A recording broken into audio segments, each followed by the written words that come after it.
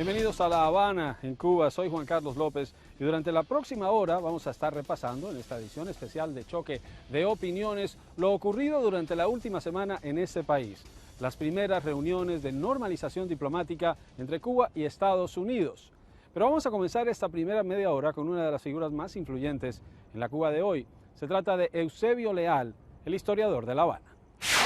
Son días históricos desde el anuncio del 17 de diciembre. ¿Qué tan significativo es lo que está ocurriendo? Esta normalización de relaciones con Estados Unidos y cómo puede eso impactar el trabajo que usted hace como historiador.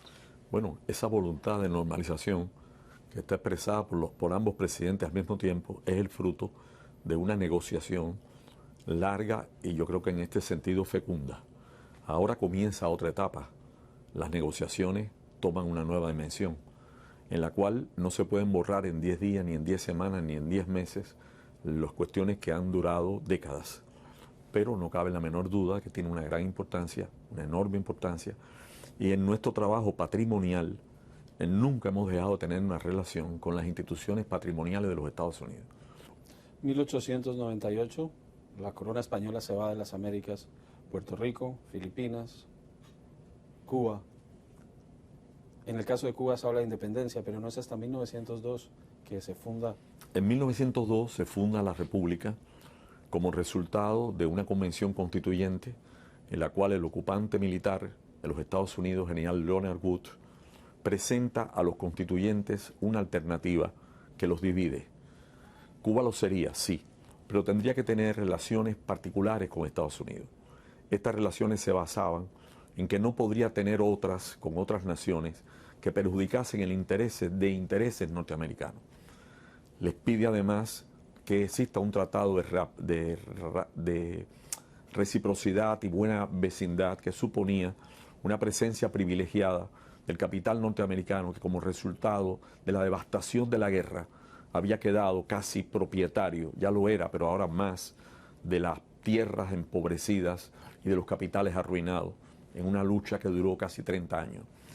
Y lo más terrible, lo más oneroso, fue la enmienda presentada por el senador Oliver Platt, que en el momento en que ambas cámaras se proclaman que Cuba es y de derecho debe ser un país soberano y independiente, se omite la segunda parte. Reconoce al Ejército Libertador y al gobierno de la República en armas que luchan por la independencia. De tal manera, la declaración de ambas cámaras quedó como un manifiesto ambiguo que abrió la posibilidad de una intervención rápida y segundo, de una victoria sobre las armas españolas. Muchos cubanos creyeron en que Estados Unidos cumplía entonces un papel humanitario. Y te sitúo, por ejemplo, la figura de doña Clara Barton, que tanto se preocupó por el estado de indefensión y pobreza que tenía Cuba. Pero la Cuba intervenida y la República proclamada fue de una pobreza tan grave y tan terrible en el orden político, en su voluntad de intervenir. Acuérdate además que existía una cláusula: podrían intervenir en Cuba sin consultar al Congreso ni al presidente, en caso de peligrar por un movimiento interno o por alguna inestabilidad política, lo que ellos habían asegurado como una república a partir del compromiso ante el mundo de que Cuba debía hacerlo. Como historiador, es imposible hablar de Cuba y de la historia de este país sin hablar de José Martí. Usted ha hecho referencia a él. Está en Nueva York, en el Parque Central, y usted está trabajando en un proyecto sobre esa estatua. Sí, Martí es la clave de nuestra historia, de una inteligencia poco usual. Murió a los 42 años y desarrolló una labor intensa partiendo casi del anonimato hasta convertirse en la ciudad de Nueva York en el centro de la pasión cubana por volver a su tierra y por constituir una nación sobre un país bajo el sueño de una patria. Martí, como sabes, en combate y una gran escultora norteamericana, Helen Huntington, realizó un bellísimo monumento que Cuba regaló al pueblo de los Estados Unidos, tal y como está inscrito en la base del monumento. Es el único en el mundo donde aparece José Martí a caballo, pero es el único del mundo que yo conozca donde un héroe aparece en el acto de morir. Y es que ella captó el instante en que ese caballo, captó el instante en que esa bestia se detiene ante el fuego y se desprende de la mano del hombre que va vestido de civil, como él fue aquel día al combate, en la certeza, como él escribió, de que mi verso crecerá bajo la hierba y yo también creceré. El propósito de la Oficina del Historiador a lo largo de los años ha sido obtener la autorización, que la tenemos de la familia y de la fundación que lleva el nombre de la escultora, para que se pueda copiar esa escultura y traerla a Cuba. Lo que una vez regalamos debe volver ahora como una reproducción, pagada centavo a centavo por los cubanos, por los norteamericanos amigos de Cuba, que se funda en los Estados Unidos y que llegue. No vendrá como el caballo de Troya, sino regresará como lo que significa. Hablemos de otro monumento, el monumento al Maine. ¿Qué va a pasar con el águila? El Maine es el monumento a una tragedia.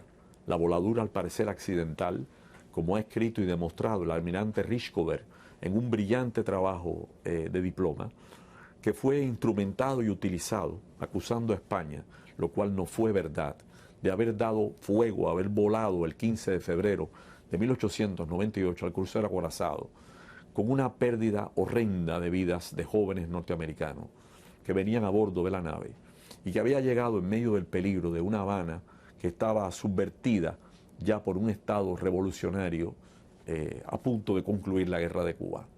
Se hizo un monumento que representa a las víctimas del Maine. Y en medio de la invasión de Playa Girón, que fue, como sabes, auspiciada y dirigida a partir de un proyecto aceptado por el presidente Eisenhower y luego apadrinada como algo que ya estaba hecho por el presidente Kennedy y que se perdió en un combate fiero en un lugar que nosotros llamamos Playa Girón, y allá conocen con el nombre de Bahía de Cochinos, una multitud encolerizada llegó al lugar del monumento y tiró el águila. Sin embargo, se respetó el monumento, pero se quitó el águila. El águila cayó en pedazos. Y un poco después yo fui al lugar donde estaba el águila rota y me llevé las piezas, pero manos fieles a los Estados Unidos se habían llevado la cabeza. Un día, visitando la sección de intereses, por la invitación especial que me hizo, estaba yo en un tema de visado, el jefe de la sección me dijo: usted quiere ver la cabeza, yo se la voy a mostrar. Y me llevó al comedor, a un pantry interior, donde aparece la enorme cabeza del águila decapitada. Era como la Revolución Francesa, era como el recuerdo de un acontecimiento. Y Wayne Smith me había dicho eso: al día que se reúnan los pedazos y haya paz. Una vez me preguntaron y dije, en ocasión de la visita amistosa del presidente de los Estados Unidos, porque el águila es parte del escudo de los Estados Unidos. Ahora bien, para que ese momento llegue, tiene que haberse logrado los derechos fundamentales del pueblo cubano. Tiene que terminar la infame ley de ajuste cubano que ha lanzado al mar a miles de personas que por razones económicas o las que sean, huían de Cuba y que no lograban el amparo de un visado. Tendrá que terminar la ley que llamamos nosotros bloqueo, y allá se llama embargo, y que se ha utilizado además como fórmula de presión internacional al sistema bancario, como fue la multa al banco, al Paribas, una multa descomunal de 10.000 millones por haber estado a Cuba. Tendrá que haber salido esa espina que ofende a cada familia, a cada niño cubano, de que Cuba está en la lista infame de los países que propician el terrorismo. Cuando el 11 de septiembre Cuba abrió el cielo de Cuba a las naves norteamericanas en peligro. Y nunca hemos participado en una acción de terror dentro de los Estados Unidos. Sin embargo, en la Florida camina, después de haber declarado públicamente y hecho impreso en un libro que voló un avión de cubana, un criminal internacional como Luis Posada Carriles, y nunca fue sometido por ese crimen a la ley norteamericana. Entonces yo creo que hay muchas cosas que discutir, pero que al final de ellas la luz se abrirá, porque te decía, no puede haber una perpetua enemistad entre dos naciones donde desde Henry Riff hasta Lucius Walker muchos defendieron apasionadamente la causa de Cuba, y eso yo creo que merece respeto. Y sé que en el honorable Senado de los Estados Unidos, en la Cámara de Representantes, en la intelectualidad norteamericana, en el periodismo norteamericano, hay muchísimas personas que han deseado que eso termine, que termine la hostilidad, la política encubierta y que finalmente ambos pueblos puedan darse la mano sobre una base de igualdad. Es lo que creo. Ese día, no sé si yo lo veré, quizás en una ceremonia solemne aparezca nuevamente una inscripción muy bella que diga del pueblo de Cuba al pueblo de los Estados Unidos. Viene con este proceso también la reunificación de la familia cubana, la separación que lleva también huellas profundas a ambos lados. Lo más importante es la familia cubana. Y hay muchas personas de distintos niveles y estamentos sociales, desde muy altos hasta más sencillos, que lo que quieren es venir a su pueblo, tocar la tierra de Cuba, poder enviar, porque pagan sus impuestos y pagan las contribuciones en Estados Unidos, poder enviar a sus familiares lo que quieran, no lo que le imponen una determinada ley, que es como un acto de misericordia. Quieren venir a ver la tumba de sus muertos, a sentarse en su familia, sin rencor de ellos y de nosotros, excepto aquellos que tengan las manos manchadas con sangre cubana. Nosotros no la tenemos manchada con sangre norteamericana. Podemos decir eso. No la tenemos manchada. Nos presentamos ante la historia con las manos llenas. Y yo sí abrazo a los que vienen de afuera. Como persona cristiana, creo además en la importancia y el valor, no ya del perdón, sino del no olvido. Se olvidan los agravios y se perdona lo que podamos perdonar. Lo que nunca podemos olvidar es lo que ha atentado contra la vida de un país, lo que ha herido, lo que ha dañado, lo que ha golpeado, el que ha incendiado, el que ha matado. Por eso un clamor de justicia trató de luchar por los 5 cubanos que estaban en Estados Unidos, porque ellos no fueron allí para espiar las bases norteamericanas, ni fueron allí para buscar el daño de Estados Unidos.